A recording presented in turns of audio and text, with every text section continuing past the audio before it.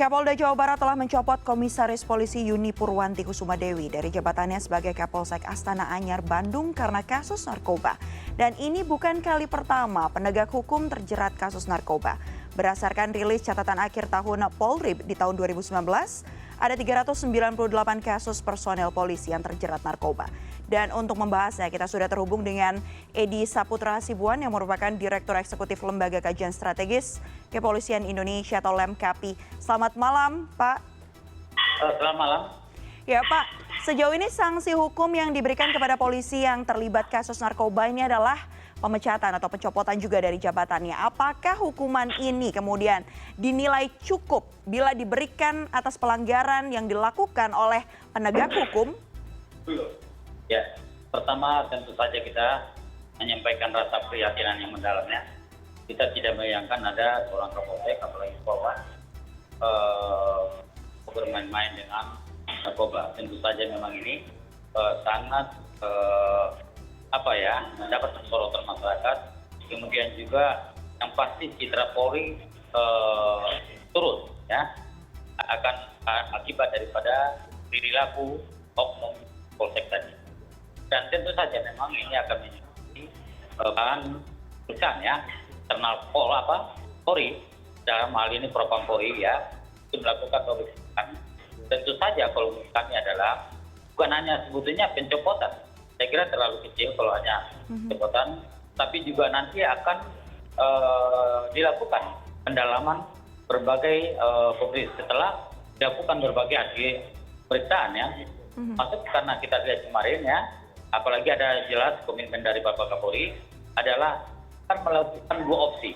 Pertama adalah pemecatan, kedua adalah melakukan pidana terhadap yang bersangkutan. Dan ini kita harapkan apa yang menjadi putusan nanti dari pimpinan Polri, tentunya memang ini akan menjadi pembelajaran terhadap seluruh jajaran Polri. Oke, dinyatakan bahwa sanksi yang akan diberikan ini juga akan melihat bagaimana kinerja dari anggota tersebut.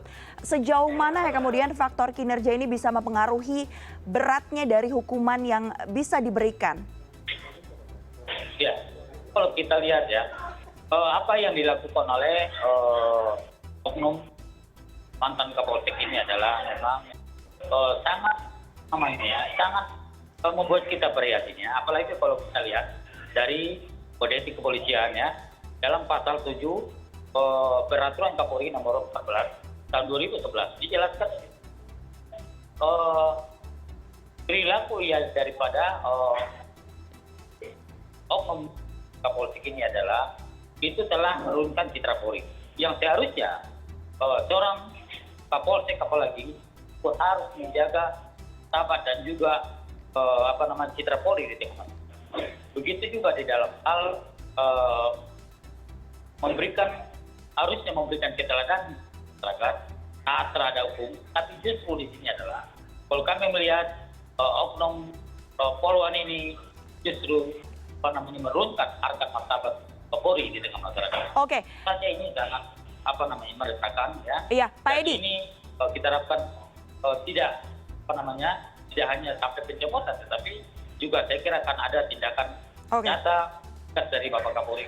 Pak Edi, mungkin boleh bisa dipertegas lagi apa saja kemungkinan hukuman yang bisa diberikan kepada penegak hukum, aparat hukum yang tergoda kasus narkoba seperti ini, Pak. Hukumannya maksimal apa yang bisa diberikan? Apakah kemudian sama jika dengan hukuman yang diberikan kepada sipil jika terlibat narkoba?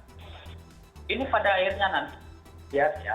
Kalau misalnya ini kasus narkoba saat ini, tentu akan dilihat, ya, apakah yang bersangkutan itu selama ini ada keterkaitan dengan jaringan narkoba. Kita tidak tahu. Dan itu nanti tergantung daripada hasil dan internal di dalam hal ini. Termasuk Propam yang saat ini sudah melakukan, ya.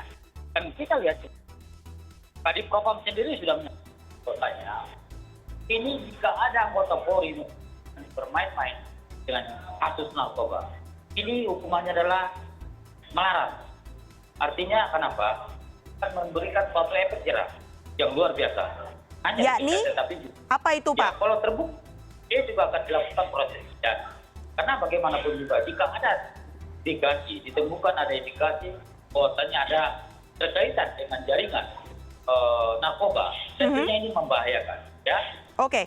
Karena dia seharusnya memberikan contoh taat terhadap hukum, melakukan penegakan hukum, tetapi ikut di sebaliknya yaitu ikut di dalamnya. Ini tidak baik.